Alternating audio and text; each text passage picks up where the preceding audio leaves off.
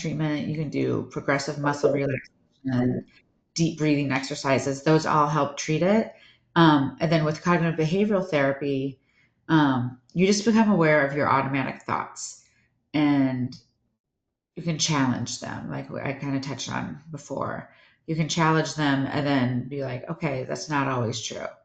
Um, there's something called cognitive distortions, which they're also called thinking errors, and they're a very prevalent aspect of GAD.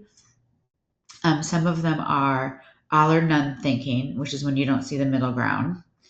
Overgeneralization, when you extrapolate to your future based on a single event. There's minimizing and maximizing, which is when you discount your accomplishments and inflate your failures or errors. Fortune telling is like jumping to conclusions. And then I really think people do this all the time is emotional reasoning, where they accept, I feel this way, therefore it is. Our emotions aren't facts, they're far from it. And just because you feel upset about something doesn't make it a threat to you or mean that it really even happened in that way that maybe you're perceiving it. So, final one is catastrophizing, and that's when you predict the future negatively without any evidence to support it.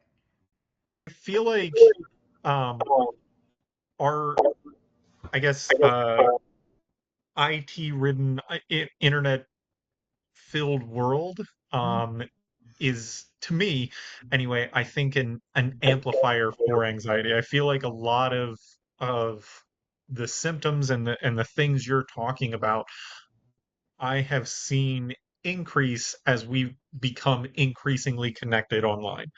Yeah. Um, I that could just entirely be in my head. I could just be a online bad, grumpy old man, but uh, it also,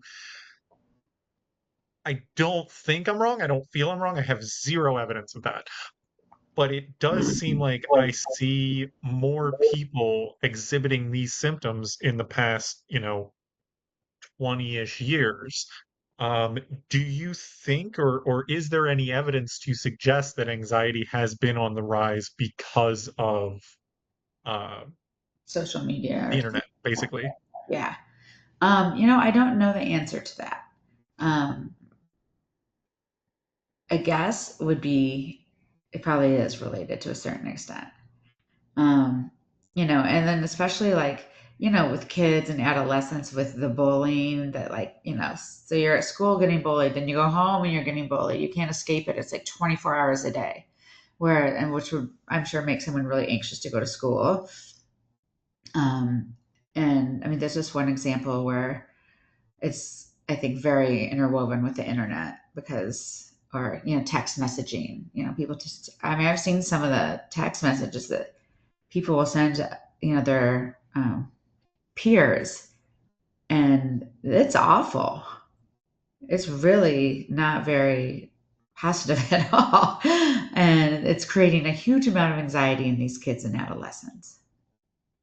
So, I'm going to get up on my soapbox about mental health, but I think that is why, for, I would say, everybody, mental health is so important. And even if it's just, hey, doing a check-in with a clinician to see where you stand, because I know I personally never recognize what's going on with me until somebody tells me.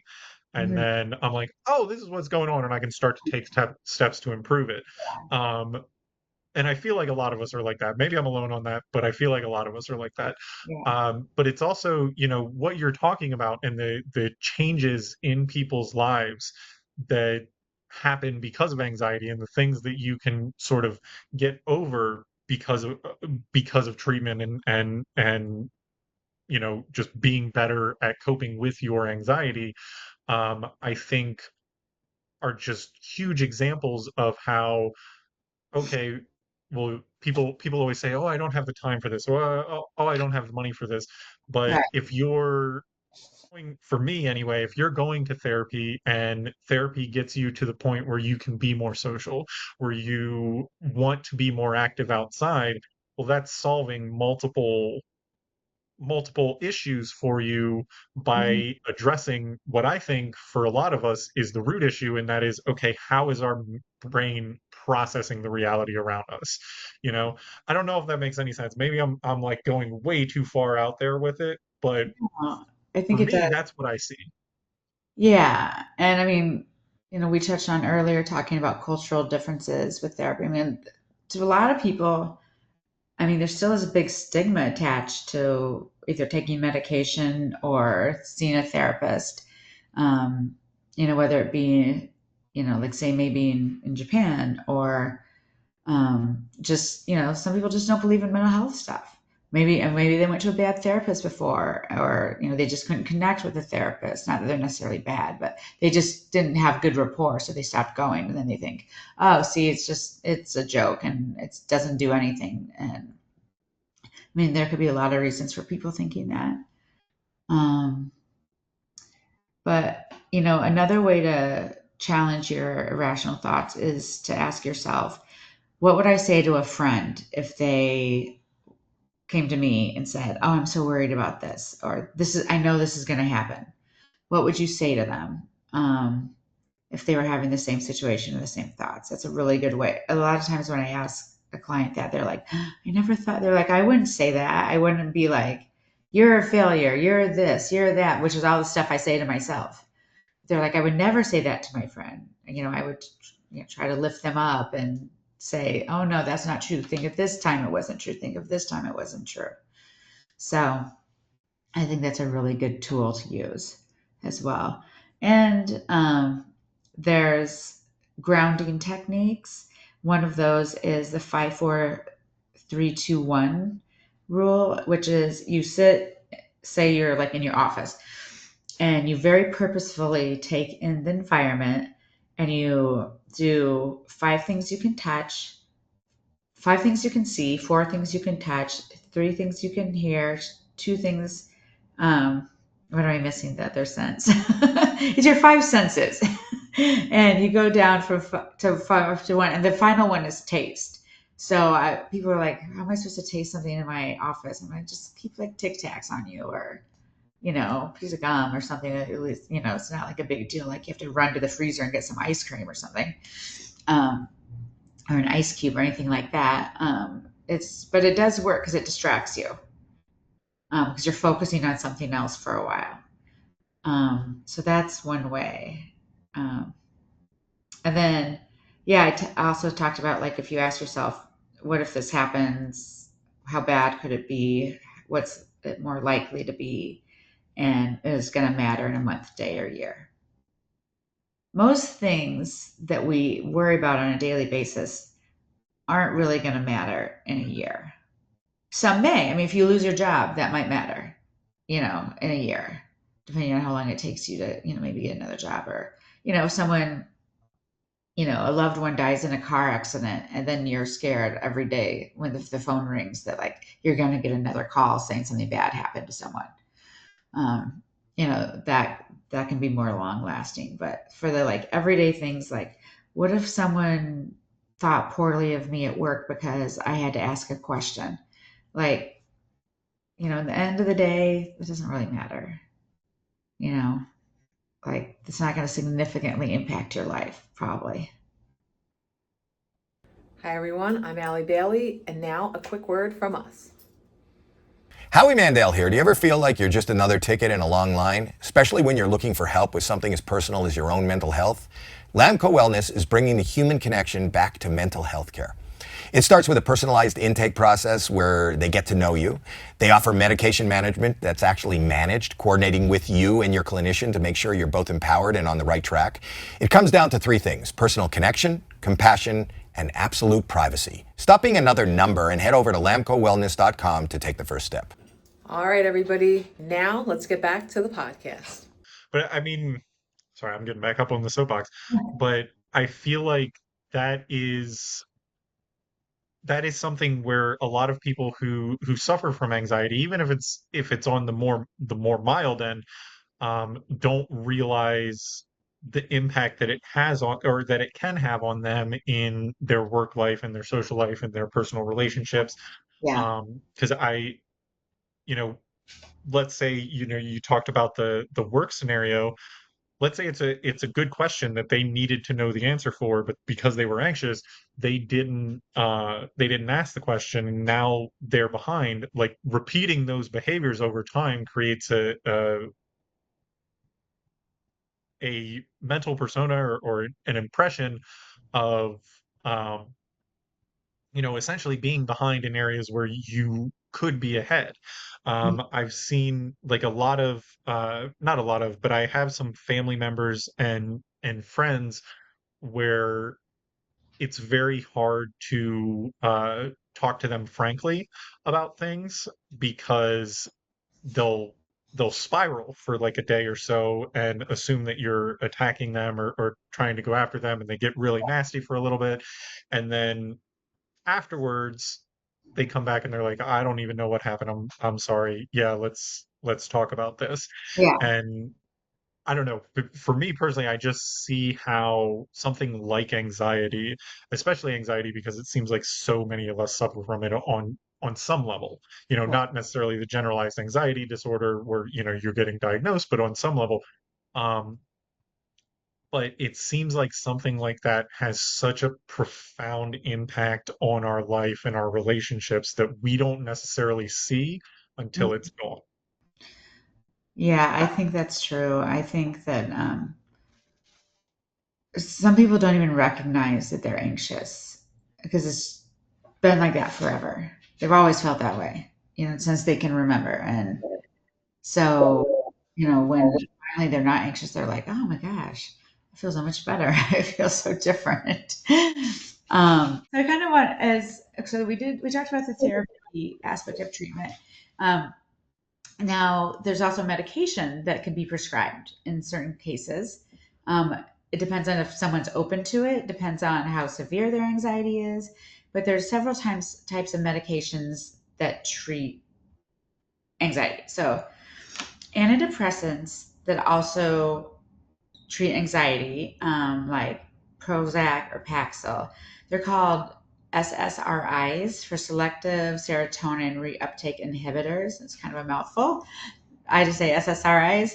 Um, or there's SNRIs, which is serotonin norepinephrine reuptake inhibitors.